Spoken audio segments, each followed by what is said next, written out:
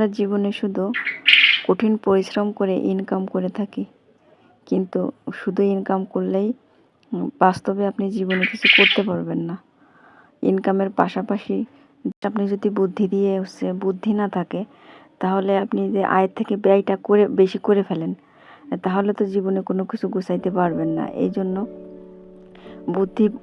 অনেক বুদ্ধির প্রয়োজন। বুদ্ধি দিয়ে মনে করেন আয়ের থেকে ব্যয়টা কমাইতে হবে। সাপোজ মনে করেন আপনার আছে 10,000 টাকা ইনকাম, এখন মাস শেষে আপনার যদি 20,000 টাকার বাজেট থাকে, তাহলে তো আপনি জীবনে কিছুই করতে পারবেন না। মনে করেন সাপোজ একটা উদাহরণ দিই, দেখা যাচ্ছে 10 মিনিটে একটা রাস্তা হেঁটেই চলে যাওয়া যায়, সেখানে আপনি কি করলেন, অপচয় করার জন্য কি করলেন, সেখানে রিকশায় করে চলে গেলেন 20 টাকা খরচ করে। তাহলে তো এটা অপচয় হয়ে গেল এবং বাজেটের বাইরে চলে গেল। যে কোনো কিছু মানে মাস মাস মাসের শেষে যখন মানুষ ইনকাম করে, তখন কিন্তু তার স্মৃতিশক্তি একটু অন্যরকম হয়ে যায়, যে তখন কি করবে সে নিজেই বুঝতে পারে না। এই জন্য কোনো কিছু কেনাকাটা করার আগে, বাজার করার আগে আপনি লিস্ট করে নেন। লিস্ট করে নিলেই সেটা আপনার বাজেটের মধ্যে থাকবে। কিন্তু আপনি লিস্ট ছাড়া যদি কোনো কিছু করেন, তাহলে কিন্তু সেটা আপনার বাজেটের বাইরে চলে যায়। তখন কিন্তু আপনি টাকা পয়সা গুছাইতে পারবেন না। এখানে দেখেন আমার বিড়াল ছানাগুলো কত শান্তিতে, দেখেন এইখানে একজন এইখানে একজন, অবস্থা দেখেন। আর ওই যে খাটের পরে দেখেন আমার ময়না, সে মনে করেন খাটের পরে উঠবে না, কিন্তু সে ওইভাবেই মনে করেন ঝুলে থাকে। প্রায় সময় আমার ঘরে আসে, এসে ওইভাবে ঝুলে থাকতেই মনে করেন সে পছন্দ করে। ঠিক আছে, ওরে ডাকলেই দেখেন, ইশারা দিলেই কীভাবে দেখেন তাকাই থাকে। আবার দেখছেন, মানে ও মনে করেন আমার জানের একটা অংশ। ঠিক আছে, এমন একটা অবস্থা। ওরে ছোট্টবেলার থেকে আমি পালছি। যেহেতু এখানে দেখেন রান্না বান্না করতে আসছি, এখানে চুলাটা ধরিয়ে দিলাম। আসসালামু আলাইকুম, কাছে এবং দূরে যে যেখান থেকে আমার ভিডিওটি দেখছেন, আশা করি সকলে ভালো আছেন। আমার সাধারণ জীবনযাপনের নতুন একটা ব্লগ ভিডিওতে আপনাদের সবাইকে জানি অনেক অনেক ওয়েলকাম। আশা করি আমার আপুরা একটা ভিডিও শুরু থেকে একটা লাইক দিয়ে আমার ভিডিওটা শুরু থেকে শেষ পর্যন্ত আমার সাথেই থাকবেন। ভিডিওটি দেখতে থাকলেন, আশা করি ভালো লাগবে। ভিডিওর কোথাও এক বিন্দু ভালো লেগে থাকলে একটা লাইক দিয়ে চ্যানেলটি সাবস্ক্রাইব করে আমার পাশে থেকে যেতে পারেন। এখানে দেখেন অনেকগুলা কাঠ নিয়ে আসছিলাম, তার ভিতরে 2 বস্তা প্রায় কুচা কাঠ ছিল। তা কাঠগুলা শেষ হয়ে গেছে, এখন আর অল্প কয়টা আছে। তা আমাদের এইখানে গতকালকে প্রচুর বৃষ্টি হয়েছে, সাথে হালকা পাতলা ঝড়ও হয়েছে। তো সকাল হইতে না হইতে মনে করেন প্রচুর রোদ্দুর। তা ওই কাঠকোটা একটু নরম নরম লাগতেছিল, এই জন্য একটু রোদ্দুরে দিছিলাম। কাঠও ফুরাই গেছে।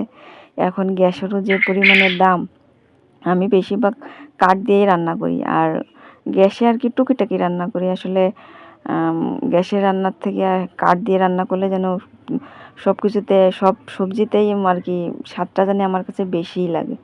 এখানে দেখেন এই মুরগিটা এত বদ, ও বাহিরে কোথাও যাবে না, শুধু ওই বাড়ির ভিতরেই মনে করেন সারা জায়গা ঘুরবে আর শুধু অকাজ করবে। ঠিক আছে, এইখানে দেখেন আমি 2টা গাছ কিনছি, একটা হচ্ছে টগর গাছ আর গোলাপ গাছ। এই আমার একটা গোলাপ গাছ আছে, কিন্তু ও শুধু লম্বা হইতেই আছে, অনেকদিন বয়স হয়ে গেছে, এখন আর ফুল হয় না।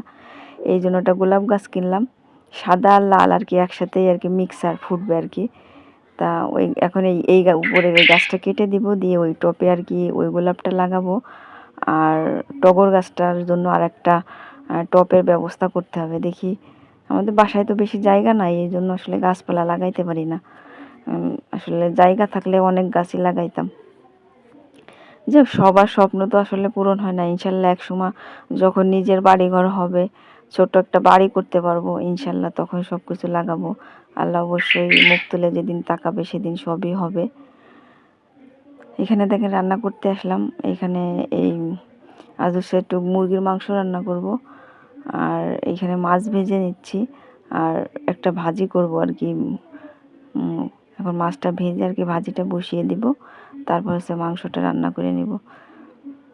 ভিডিওর কোথাও এক বিন্দু আসলে কোথাও যদি ভুল ত্রুটি হয়ে থাকে, ক্ষমা সুন্দর দৃষ্টিতে দেখবেন। আর আপনারা সুন্দর সুন্দর কমেন্ট করবেন, একটা লাইক দিয়েন।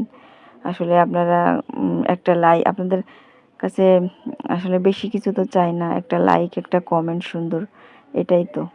আপনাদের একটা লাইক আসলে আমাদের সামনের দিনে ভিডিও বানানোর অনেক অনেক উৎসাহ জাগায়। জানি না এই পর্যন্ত আমার ভিডিওতে কে কে আছেন, যারা যারা আছেন তাদেরকে অনেক অনেক ধন্যবাদ। আশা করি পাশে থাকবেন। এখানে দেখেন এই মাংসটাই যে ধুই, মানে এখনও ধুই নাই মাংসটার, কি যে আলুটা ভেজে নিলাম। আসলে মাংসের ভিতরে কিন্তু আলু ভেজে দিলেই কিন্তু বেশি টেস্ট লাগে। তাই এখানে হচ্ছে আলুটা ভেজে নিলাম। এখন মাংসটা ভালো করে একটু ধুয়ে নেব, নিয়ে মাংসটা বসিয়ে দিব।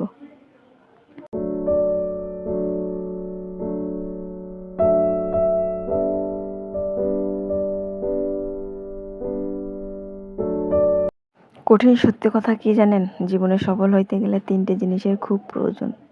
1 বুদ্ধি, 2 ধৈর্য, আর 3 চুপ থাকা, কম কথা বলা। জীবনে আপনি যত কম কথা বলবেন ততই দেখবেন আপনার শত্রুতাও কম হবে এবং জীবনে সফল হইতে পারবেন। সাপোজ মনে করেন যে আপনি ভাবলেন জীবনে আমার কিছু একটা করা উচিত, ব্যবসা হোক, চাকরি হোক, যাই হোক। আপনি সাপোজ মনে করেন আমি একটা ব্যবসা করব, সেটা হইতে পারে মুরগির খামার, গরুর খামার, যাই হোক। এখন আপনি এই কথাটা অন্যদেরকে বলে বেড়ালেন যে আমি জানি সেই কাজটা করব। আপনি যখনই বন্ধু বান্ধব হোক, আত্মীয় স্বজন হোক, যাকেই বলতে যাবেন তখনই দেখবেন এক একজন এক এক মন্তব্য করবে। তখন দেখবেন সেই কাজটাই এগোনোও তো যেমন তেমন, আপনার মনটাই ভেঙে যাবে। তখন আপনিই দ্বিধায় পড়ে যাবেন আসলে কাজটা করব কি করব না। অথচ যদি আপনি কাউকে না বলে, আপনি নিশ্চয়ই একটা কাজ করার আগে অবশ্যই 5 বার ভাবতে হবে, ভালো মন্দটা নিজের দেখতে হবে, 5 বার ভাবতে হবে, তারপর একটা সিদ্ধান্ত নিতে হবে। অতএব আপনার গতিতে আপনি এগিয়ে যান, দেখ যখন সফল হবেন তখন লোকেদের বলবেন।